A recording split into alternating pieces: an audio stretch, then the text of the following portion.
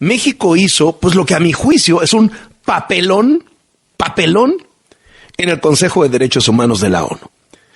El Consejo de Derechos Humanos de la ONU evalúa a cada uno de los países. Le llaman examen periódico universal. O sea, periódicamente evalúan a todos los países del universo. Bueno, México llega muy orondo presumiendo que si la Guardia Nacional, que si el aumento al salario mínimo, que si la pobreza.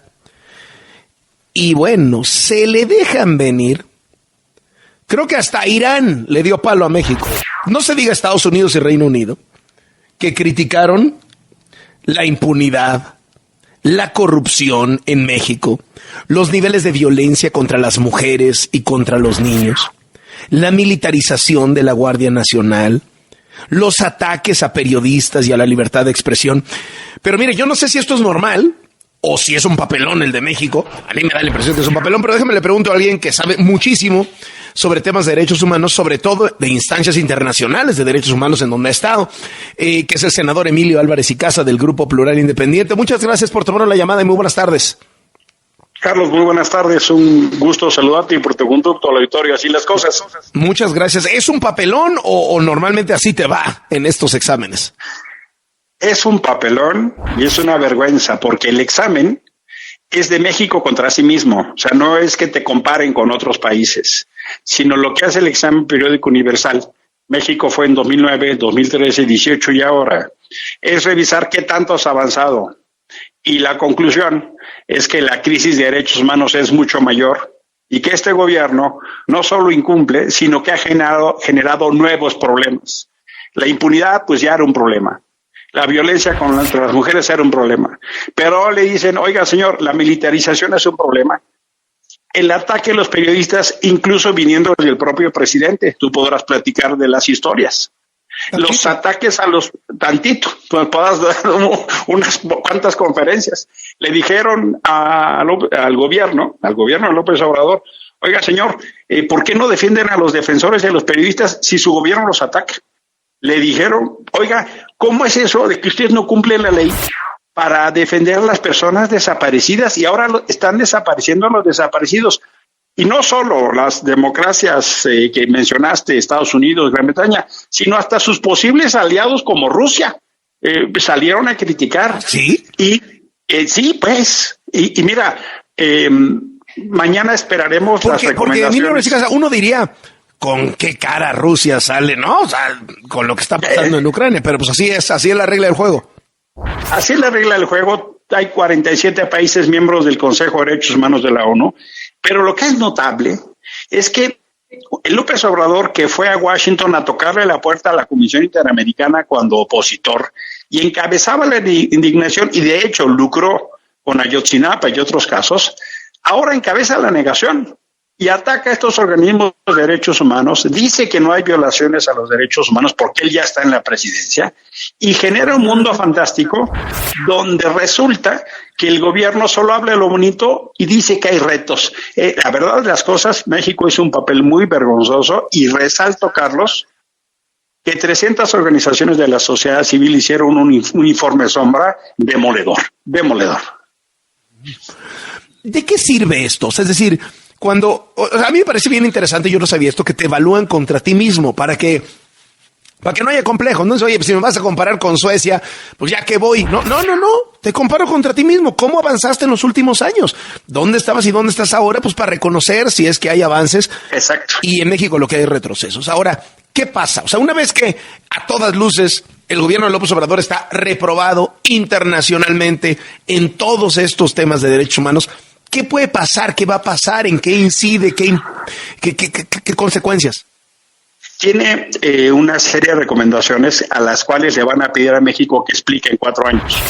Y eso se debe convertir en una ruta de país. Hay un componente ético muy importante, que fue el que López Obrador utilizó para llegar a la presidencia, el componente ético de los derechos humanos. Y hoy resulta que tiene un discurso muy agresivo, para la realidad lo aplasta. Y el contraste no puede ser mayor, porque entre la comunidad internacional hay estas preocupaciones, hay estos señalamientos, y tienes el mismo día casi las mismas horas, a la titular de la CNDH, la señora Piedra, que en lugar de hablarnos de los dolores de México y de las grandes violaciones y abusos, nos hablaba del comedor, nos hablaba de que ya no usan coches blindados, nos hablaba, es decir, el instrumento que ha utilizado el gobierno, que es la CNDH, en una demostración vergonzosa de autonomía, pierde toda autoridad moral, pierde todo sentido de realidad, y hoy la agenda de derechos humanos es uno de los grandes pendientes de este gobierno. ¿Qué opinión a todas estas de este, pues no sé si llamarle reestructura o cambio de nombre que está planteando Rosario Piedra Ibarra para la CNDH? Claro, ya que cobró 5 años, ¿no? Ahora dice que desaparezca, ¿no? Mira, el entendimiento de desaparecer la CNDH es una sandez, para decirlo en apretada síntesis. El problema es que la señora Piedra nunca ha entendido su trabajo. Ella tiene que defender a las víctimas, a los periodistas, a las personas defensoras de derechos humanos, y ella entiende que su trabajo es defender al gobierno y a López Obrador. Y eso la lleva a una confusión vergonzosa de incluso ponerse como la niña aplicada, diciendo que forma parte de la 4T y que los órganos autónomos son así. Por eso es tan importante ver, ¿no? Sí, por eso López Obrador no quiere tocar a la CNDH, ¿no? Pues por eso, porque así quieren los autónomos, así quiere el INE, así quiere el INAI, sometidos, sumisos y colaboradores. Es que la CNDH se pone como ejemplo, y por eso es tan importante que se vea lo que hizo la señora Piedra, literalmente en la sumisión y en la omisión. Por eso quieren hacer los autónomos. Cuando hacen su trabajo le molesta a López Obrador, y ayer la señora Piedra da una clase magistral de indignidad y vergüenza, incluso rechazando su propia historia. Mira, Carlos, ella tiene un hermano desaparecido. El registro que López Obrador está corrigiendo dice que encontraron a gente de la guerra sucia, y ya salieron los familiares a decir: no jueguen con eso, no nos dañen más, no nos ofendan más. La señora Piedra tendría que levantar la voz enérgicamente.